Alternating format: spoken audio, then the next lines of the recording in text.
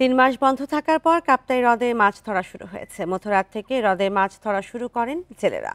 মাছ আহরণে নিষেধাজ্ঞা প্রত্যাহারের পর কর্মচঞ্চল হয়ে উঠেছে জেলেপাড়া। বান্ডেল থাকলে প্রতি সেনমানিতে টাকা বাঁচবে।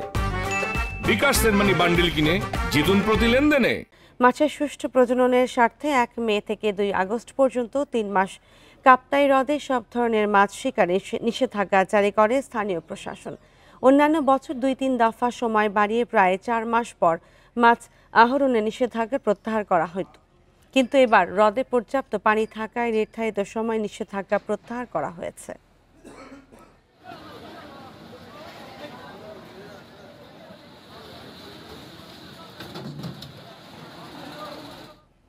আর এ নিয়ে আরো জানাতে রাঙামাটি থেকে যুক্ত হচ্ছেন সহকর্মী হিমেল চাকমা। গভীর রাত থেকে মাছের চাষ শুরু হয়েছে, জেলে ধরা। জেলেদের সমাগম কেমন দেখছেন এবং জেলেরা কি বলছেন?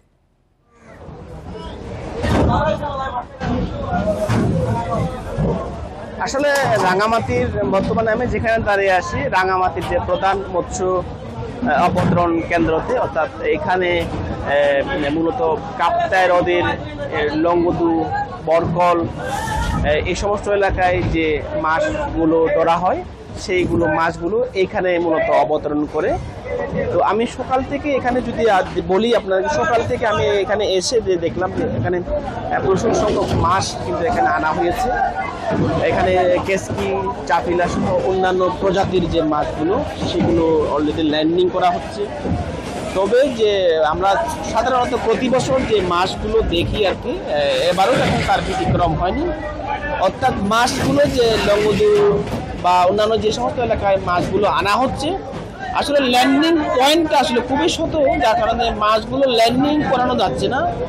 পাশাপাশি রেভিনিউ যে কালেকশন সেটা কিন্তু বিলম্ব হচ্ছে। বিলম্ব হওয়ার কারণে আমরা দেখতে পাচ্ছি যে মাছের যে গুণগত মানটা, অর্থাৎ মাছ তো পচনশীল দ্রব্য, বাট এগুলো কিন্তু নষ্ট হওয়ার প্রবণতা থাকে। তো জেলেরা, যারা জেলে এবং এখানকার ব্যবসায়ী, তারা বলছেন যে আসলে এই পল্টনটা অত্যন্ত শত হয়েছে, যার কারণে কালের বিবর্তনে এটা বড় করা দরকার, সেটা বলছেন। তো মাছের যদি অবস্থা, যদি মাছ তুলনামূলক অত্যন্ত বেশি ধরা পড়েছে বলতে হবে, কারণ আমরা বিগত সময়গুলোতে দেখেছি যে কাপ্তাই হ্রদের পানি কম থাকে, বাট এই বছর কিন্তু পানি একেবারে টইটুম্বুর, যার কারণে মাছগুলো বিভিন্ন এলাকায় সরিয়ে পড়েছে। তার কারণে জেলেদের জালে মাছ কম ধরা পড়ার কথা, বাট সেক্ষেত্রে মাছ প্রচুর পরিমাণে মাছ ধরা পড়েছে। এবং আমরা দেখতে পাচ্ছি যে সকাল থেকেই এখানে বোটে করে মাছ আনা হচ্ছে, ল্যান্ডিং করা হচ্ছে।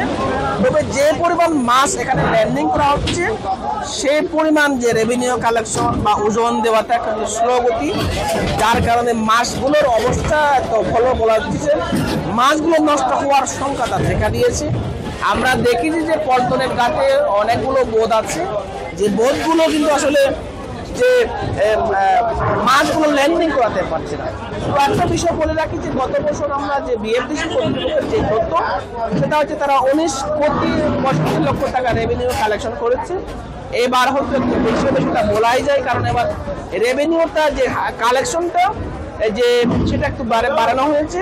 তবে জেলেরা বলছেন, ব্যবসায়ীরা বলছেন সেটা যদি কম হতো, তারা বলছেন যে তারা একটু লাভবান হতো। তো সবকিছু মিলে আজকে যেহেতু প্রথম দিন, গত রাত্রে মাছ আহরণের নিষেধাজ্ঞা তুলে নেওয়া হয়েছে, আজকে প্রথম দিন। তো জেলেরা এবং ব্যবসায়ীরা বলছেন যে যেহেতু এবার কাপ্তাই লেকের পানি বেড়েছে, সেক্ষেত্রে এই বছর তো পুরোটা বছর অর্থাৎ তারা মাছ শিকার করতে পারবেন, পাশাপাশি ভালো মাছ পাবেন বলে তারা ধারণা করছেন। এই হচ্ছে আমার কাছে রাঙামাটি বিএফডিসি মৎস্য অবতরণ ঘাটের মাছের যে ল্যান্ডিং, সেটার সর্বশেষ। কাপ্তাই হ্রদে মাছ ধরা শুরু হয়েছে এবং সে বিষয়ে জানাচ্ছিলেন সহকর্মী হিমেল চাকমা।